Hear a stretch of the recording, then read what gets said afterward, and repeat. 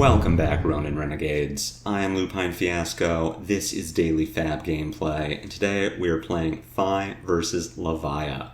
For anyone who's new to the channel, welcome to the Resistance. What we do here is review replays of games that I played on the Talishar client days or weeks ago, after enough time has passed that I lose my bias and can more objectively judge the quality of my play. I will talk through turn cycles as if I were taking them now, giving my thoughts behind the line I would take and compare that to the line I did take at the time of recording. We either learn from my mistakes or reinforce good play patterns with the overall goal of tightening and optimizing our gameplay in the future, to take down paper events like the upcoming Calling Los Angeles, and most importantly, walk away with that shiny cardboard. If you'd like to check out the list I'm playing here or try it for yourself on Talishar, there is a FaB deck link in the video description below. While you're down there, if you haven't already done so, please consider subscribing to my channel. A YouTube subscription is the best free way to support me and to make sure that you see daily FaB gameplay in your video feed 5 days a week. The best paid way to support me is through Patreon, and a Patreon link is also in the video description. A Patreon subscription will get you access to the DFG Discord. At higher tiers, your name will appear in every DFG video, you'll get bonus DFG content every week, and there are even more benefits to come. Daily FaB gameplay will always be free 5 days a week, so for those who can afford to patronize me, I truly appreciate it. Let's talk about our sideboard and about the Levia game plan. Having won the die roll, we will choose to go second. Many of Levia's strongest cards require that she banish cards with 6 or more power from her discard, and if we put her first, she doesn't have a discard pile, so her turn 1 options can be very limited. For sideboarding, we are on our full aggro plan with Flamescale Furnace to get us 2 extra points of life. So we are sticking with Pouncing Lynx. We are not boarding in Command and Conquers. For one thing, Levia can usually get by without an arsenal. Many brutes are decent with 4-card hands, though of course their 5-card hands are stronger. More importantly, Levia has access to Carrion Husk, which is an easy 1-card block for CNC. And while it is nice to get that husk off the table before we try for an Art of War Spreading Flames double finisher, usually we only get 1 CNC in a game, and having it be negated by a single piece of equipment is pretty devastating for us. Levia is going to do aggro stuff. She is going to deal more damage than we can on average because her attacks are better value than ours. She has many 1-for-6s, 3-for-9s, etc. We can't interact with that. The best we can do is play a Warmonger's Diplomacy if we think she's going to play a Blood Rush. At the same time, don't hold your Warmonger's Diplomacy to try and stop a Blood Rush turn. Pitch it, block with it. We are just trying to get the most damage that we can out of our turns and the most value out of our defense. We aren't bringing in defense reactions because we just want to be aggressive, and D-reacts really stand in the way of that. Unfortunately, there isn't much to say here. We need to play better than Levia does. She has Scowling Fleshbag, she has Carrion Husk, she has stronger hands than we do. Depending on the Levia build, she may not be putting too many cards into her banish, so we can't necessarily rely on Blood Debt as a late game solution if we fall behind on tempo. So we are just going to submit deck, and we are going to try to deal more damage in a shorter amount of time than she can.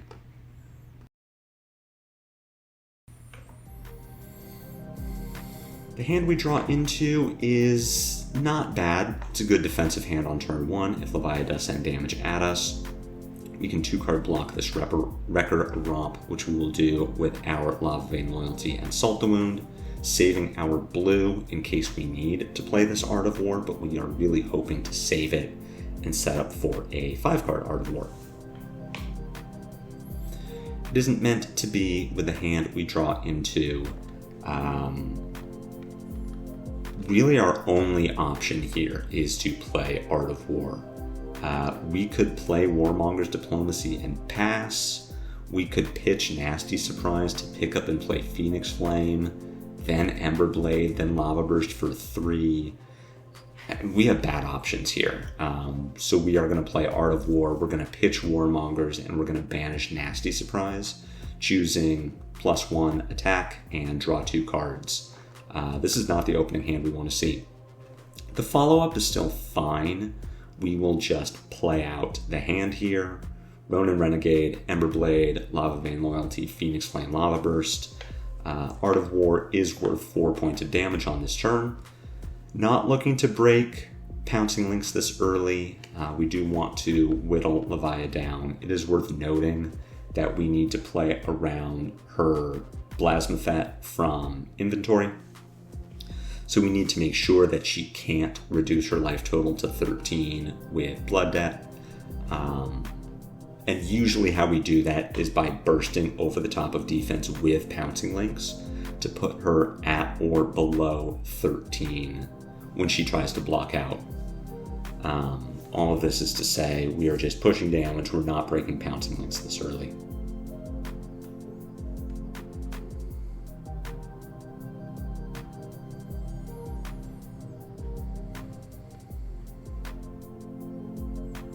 Just continuing to send damage. The Art of War draws really did save this turn. We, did good damage, but setting up that 5-card Art of War would have been a lot better for us. Unfortunately, the draws just didn't work out in our favor.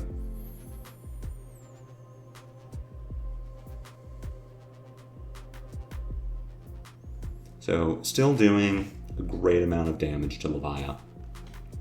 She does have cards in her discard in case she needs to banish, but instead we just get Swing Big for 8.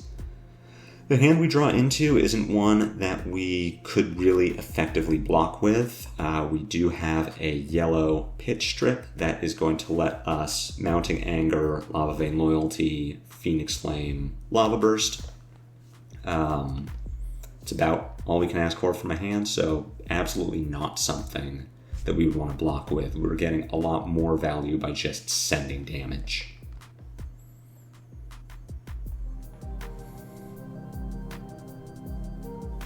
Trying to play around Fleshbag where we can.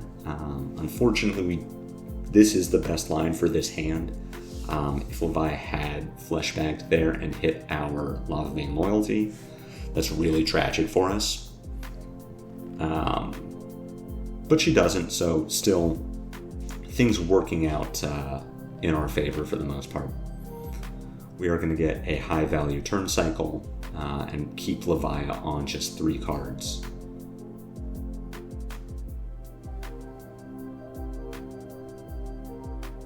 Not looking to break Pouncing Lynx. We still want our value out of Pouncing Lynx, even if we were thinking about breaking it early. In this case, Pouncing Lynx would get us a maximum of 5, either from Tenacity or a second Lava Burst. So not what we're trying to do.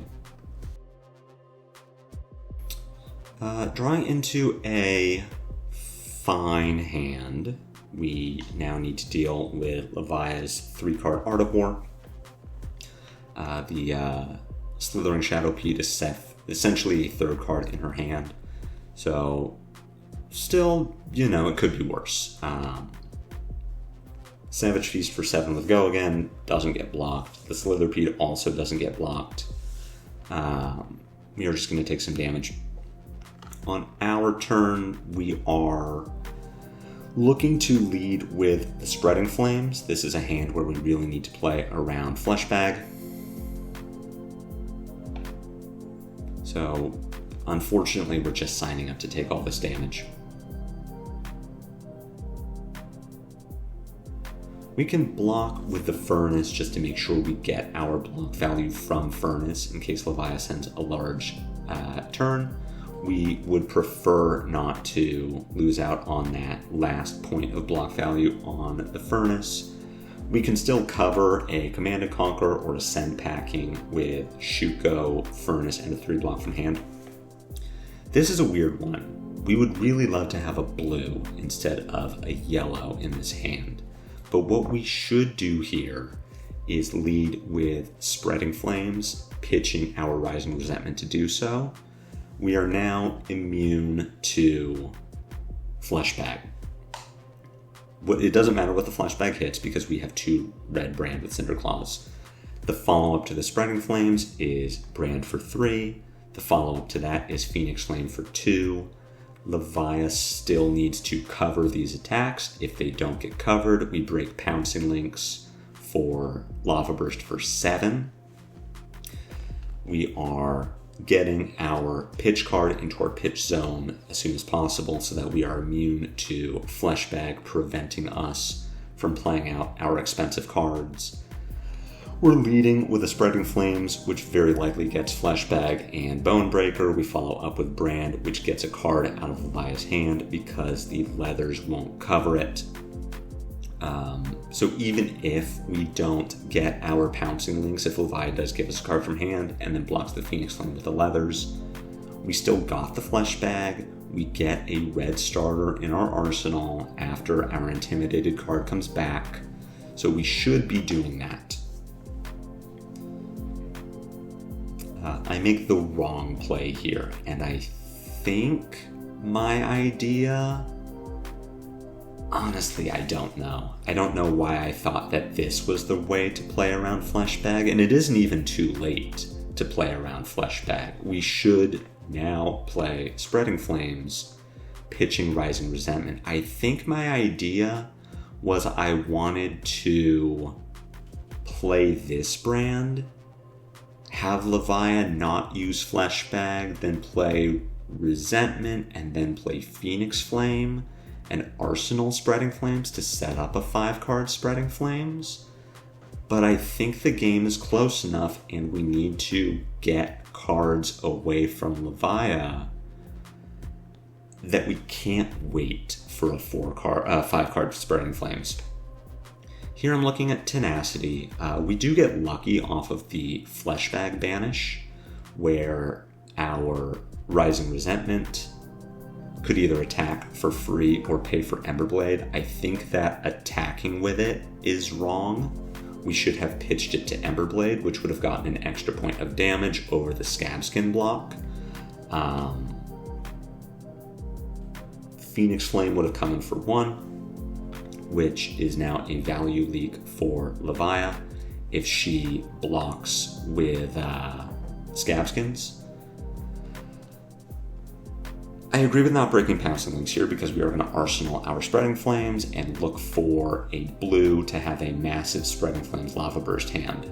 And we do find a decent enough hand to do it. Unfortunately, we are getting hit with a Blood Rush Bellow that finds Beast Within, so we really are in danger here.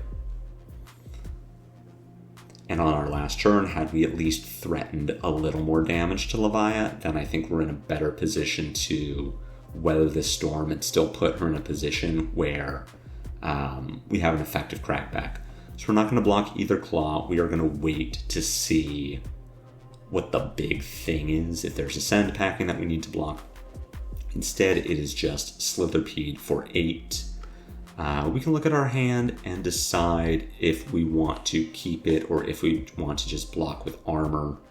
We are going to open with Spreading Flames. We then want to follow up with any of our Draconic attacks. So what we need to think about is we're going to pitch our Blue Mounting Anger to play Spreading Flames. We have our Rising Resentment. We have an Emberblade. We have E-Strike, which the mode is very likely going to be 5 draw a card. We will then use our Snapdragons. We still have our Mask of the Pouncing Links that we can break to find a Lava Burst. So this turn is going to be Spreading Flames, E-Strike. Likely bottoming the blue Brand. So we need our entire hand. So what we're going to do is put Shuko and Furnace in front of the Slitherpede, go down to 3, which keeps us alive against Reckless Swing. And we're going to hope that we can put something together. It's going to be a really big ask. Levia is effectively at 22 to start this turn, and she has a 5-card hand. So we need E-Strike to draw well. We need Levia to have some non-blocks.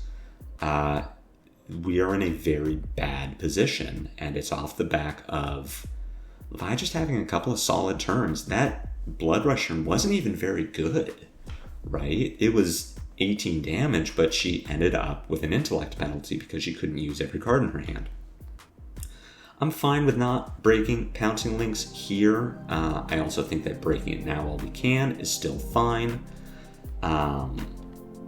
We should now do E-Strike bottoming the Brand. I think the idea of playing Brand for 2, then playing E-Strike bottoming Rising Resentment to get us that extra Draconic Link is okay. But I think we just get more value by playing a Rising Resentment and bottoming a blue.